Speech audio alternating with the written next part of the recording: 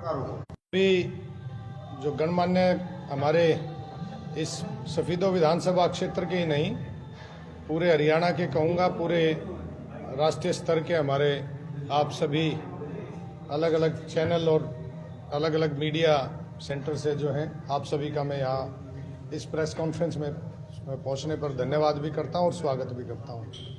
आज की press conference का जो विषय है कि ये विधानसभा का चुनाव 2024 का चल रहा है और चुनाव में अलग अलग तरीके से विरोधी या जो भी एक दूसरे के अलग अलग पार्टी और दल के चुनाव लड़ने वाले हैं, वो अपनी पार्टी का या अपने जो उनका सिंबल का या अपना वोट मांगने का जो तरीका है, प्रचार का जो तरीका है, उसको वो उपयोग कर रहे हैं।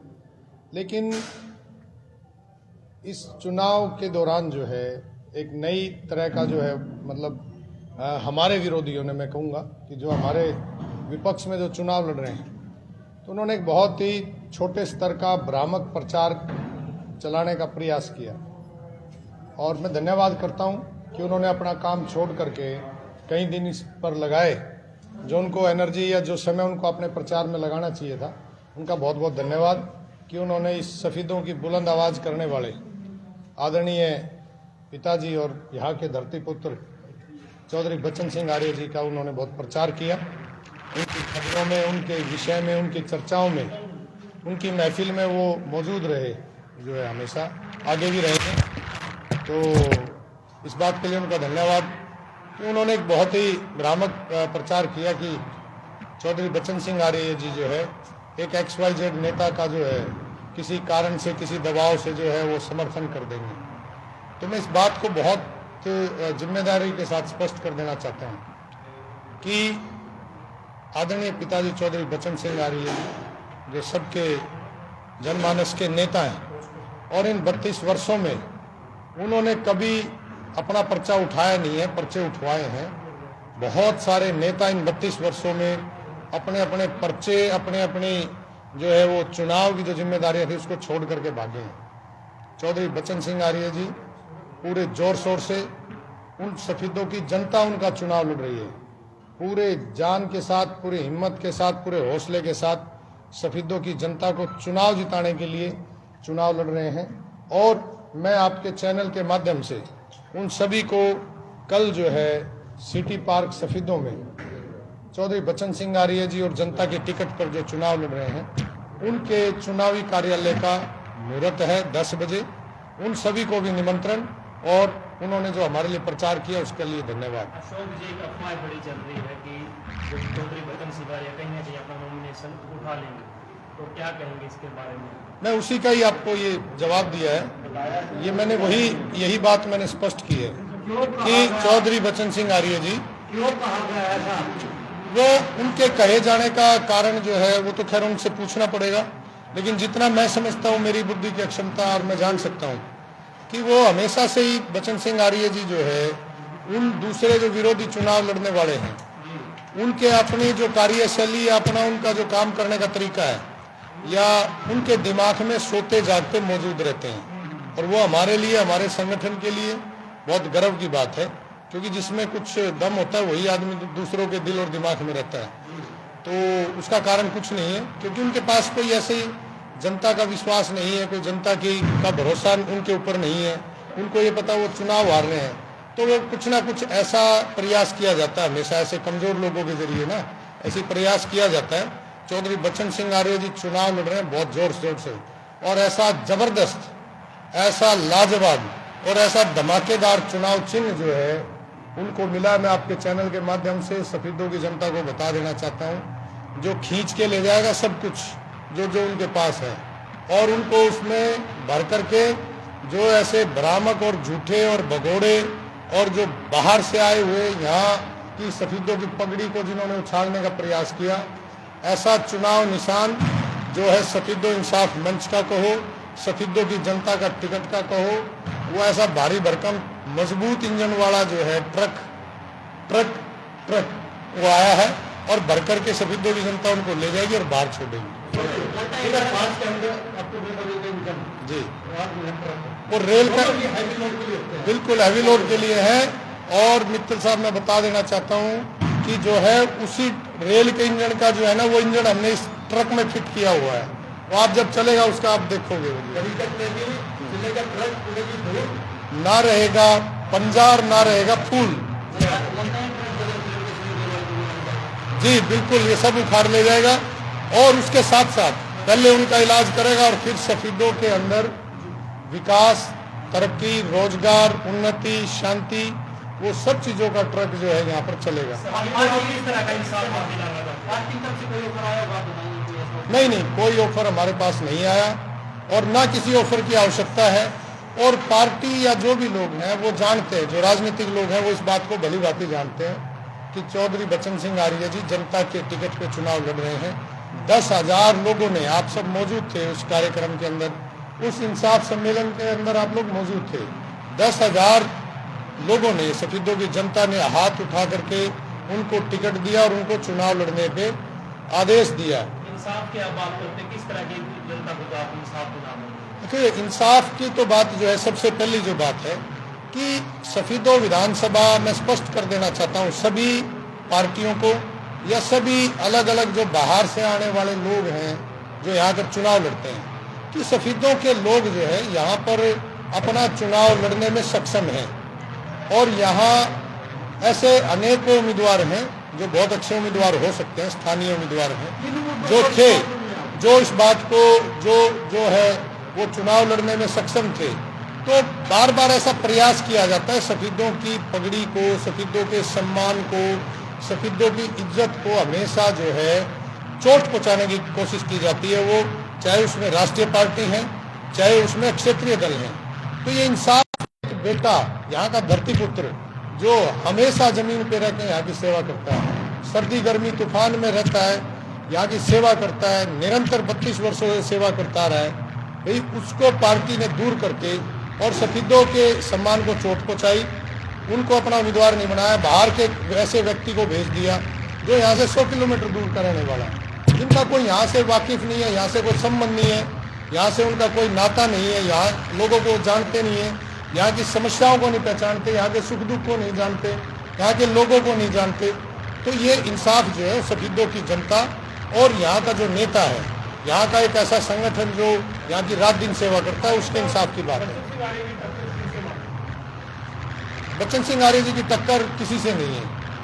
बच्चन सिंह आर्य जी की टक्कर जो है वो सफीदों की सड़कों में, गलियों में जो बड़े बड़े गड्ढे हैं, इन पिछले 15 वर्षों में जो सफीदों की दुर्गति हुई है, उनकी टक्कर जो है, यहाँ बेरोजगारी, आप सैकड़ों हजारों नौजवान आप गलियों में, गांव में हर जगह मौजूद मिलेंगे, उससे है।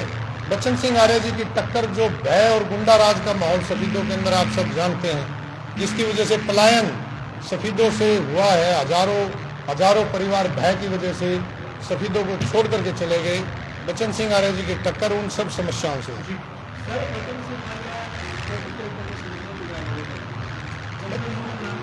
बिल्कुल, बच्चन सिंह आर्य जी को समर्थन अगर आप जो है, जो भी सोशल मीडिया या किन्हीं भी बातों से आप सब जाने, आपके चैनल भी, आप भी कवर करने जाते हैं सभी नेताओं को, आपने गांव में, गलियों में सब जगह देखे होंगे उनके कार्यक्रम में जिस प्रकार से सैकड़ों की भीड़ जो है हर जगह जहाँ वो पहुँचते हैं, हजारों नौजवान, हजारों लोग उनके स्वागत में, समर्थन में उमड़ पड़ते हैं।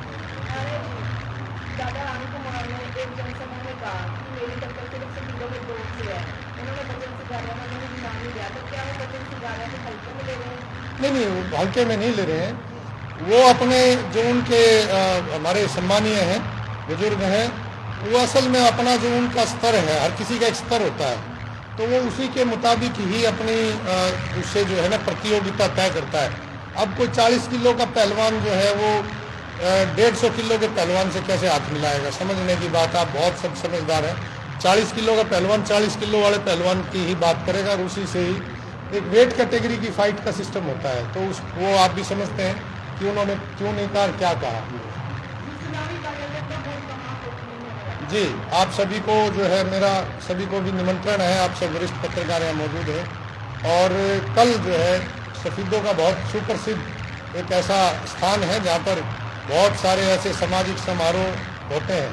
सिटी पार्क है, सफीदों जिम रोड जो है उसके ऊपर, वहाँ पर चुनावी कार्यालय जो है इंसाफ मंच का चौधरी बच्चन सिंह आर्य जी जो सफीदों की जनता पर चुनाव लड़ रहे हैं, जो सफीदों की टिकट पर चुनाव लड़ रहे हैं, वहाँ पर 10 बजे जो है वो चुनावी कार्यालय का शुभारंभ होगा और वहाँ पर हजारों की संख्या में कार्यकर्ता मौजूद रहेंगे। आप सभी का भी निमंत्रण है। सफीदों की देखो ऐसे तो बहुत मैं अगर आपको लिस्ट गिनवाऊंगा क्योंकि 15 सालों में ऐसी दुर्गति सफीदों की हुई है, इस विधानसभा की हुई है। अगर मैं गिनवाने लगूं तो आपको जो है 2-3 घंटे का समय चाहिए, लेकिन फिर भी मैं मोटे तौर पर आपको बता देना चाहता हूं कि एक तो भय और भ्रष्टाचार जो मौजूद है यहाँ पर जो गुंडाराज मौजूद है, एक तो उसकी बात है। दूसरा जो सफीदों विधानसभा की गलियों सड़कों के अंदर गड्ढे आप सब जगह देख सकते हैं, इसका कारण क्या है। तीसरा जो गांव में गलियों में पीने के पानी की जो व्यवस्था है, सब हमारे जो स्थानीय अभी के विधायक रहे हैं जो है आदरणीय सुभाष गांगुली जी, उनके गांव में हमारी माताओं बहनों को जो है अभी भी सर पे, मतलब ये 21वीं सदी है, सर पे मटका लेकर के पानी लेके जाना पड़ता है। आज भी वहाँ पर ड्रम में पानी भर के पीने के पानी को लेके आना पड़ता है। तो बहुत बड़ी विफलता है ये जो है। तो हमारी पानी का जो बहुत बड़ा मुद्दा है। बेरोजगारी, आप एक गली में निकलो, आप किसी रास्ते पे निकल जाओ, किसी नौजवान को आप चलते हुए रात चलते हुए को टोक लो, उससे पूछो कि रोजगार है तो आपको नहीं मिलेगा। बेरोजगारी सबसे बड़ा मुद्दा है। तो ये कुछ ऐसे विषय हैं जो हमारे लिए महत्वपूर्ण है।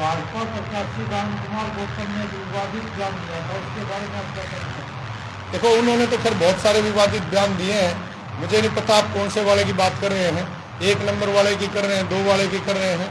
लेकिन एक मैंने बहुत जोर शोर से सुना है जो उन्होंने कहा कि भाई वो सफीदों का बीज नाश करना चाहते हैं। हमने जो है देखो एक जो जिस समाज से वो संबंध रखते हैं, हमारे बहुत आदरणीय बुजुर्ग हैं और वो समाज भी बहुत सम्मानीय रहा है भारतीय संस्कृति के अंदर। और उस समाज में हमेशा जिन भी घरों में गए, जहाँ पर भी गए, सबको आशीष दिया है, आशीर्वाद दिया है। जब उनको किसी अनुष्ठान के लिए या उसके लिए बुलाया, तो ये मैंने पहली बार ऐसा देखा है कि उनके जैसे इस समाज से संबंध रखने वाले, इतने प्रतिष्ठित सम्मानीय समाज से संबंध रखने वाले व्यक्ति सफीदों की जनता को और वहाँ के जो बच्चे हैं या वहाँ के जो लोग हैं उनके बीज नाश करने की वो बात करने बड़ा निंदनीय है। मुझे दुख के कारण ये बात बतानी पड़ रही है।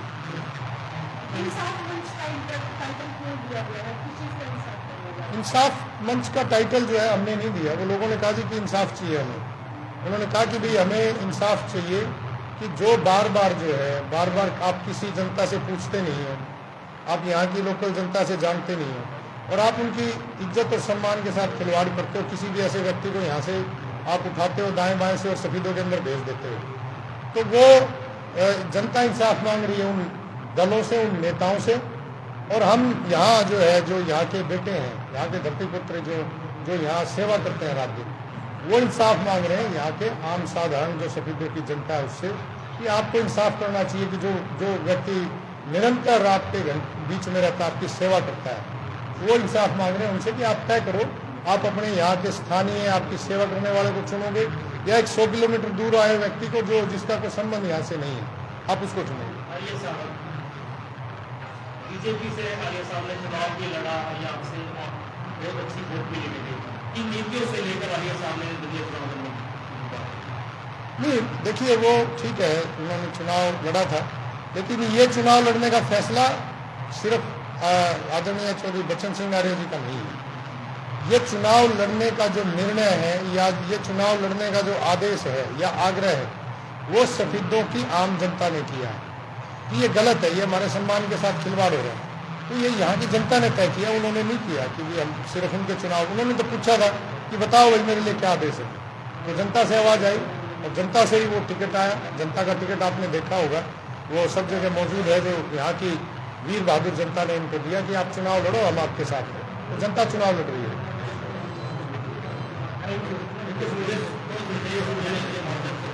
मैं बिल्कुल चैनल के माध्यम से, आप सभी के चैनल के माध्यम से एक संदेश तो ये देना चाहता हूँ कि यहाँ के नौजवानों से भी कि आप जो ऐसे लोग चुनाव में जो दारू पैसा ऐसी बहुत ये चर्चा है, मतलब पूरे उसके अंदर जो सफीदों की संस्कृति में नहीं था और उससे हजारों नौजवानों का जीवन खराब हुआ है, पहले भी हुआ है, अब भी होने की संभावना है।